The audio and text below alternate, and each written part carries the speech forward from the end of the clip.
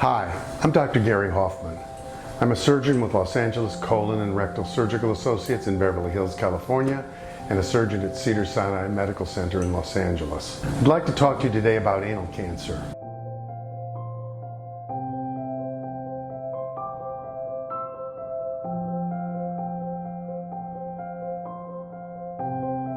It's both well known, and yet some of the more fine parts of the disease are not well known or understood. And I'd like to try to demystify it a little bit. You may have heard about Farrah Fawcett, who died of anal cancer, but there are many other people who develop it, and hopefully if it's caught early, don't die of it. We know that although there's a lot of publicity about it and a lot of education, it only strikes about 5,000 people per year. Well, who does it strike? It strikes anybody who's a male, anybody who's a female.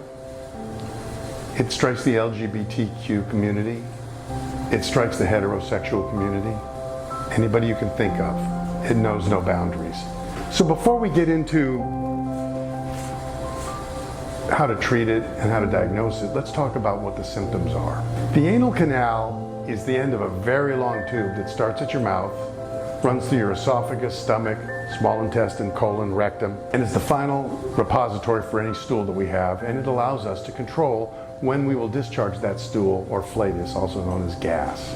So any symptoms that we may have, if they are in the colon's a little bit bigger, can move around a little, and the symptoms may not be pronounced, but if you think about the anal canal as the end of the tube, symptoms are going to be magnified. And what are the symptoms? Well, if we block that anal canal or that anal opening with a tumor, you're going to have trouble going to the bathroom. It's going to be pretty obvious. Whereas you may not have any pain with colon or rectal cancer, you most likely will have pain or pelvic pressure or discomfort with anal cancer. You'll usually have bleeding as well. And the interesting thing is that if you have a routine physical examination, your doctor will put a finger in the rectum or in the anal canal and be able to feel it very easily. Whereas a finger is not long enough to go very far into the rectum and certainly not into the colon. The diagnosis can almost be made immediately by a digital examination. Well, once there's a suspicion, what can we do next? Very simple, and I'm sure you've heard of all of these tests. One thing to do in the office is a proctosigmoidoscopy, where your doctor will put a lighted tube into your rectum and will simply look.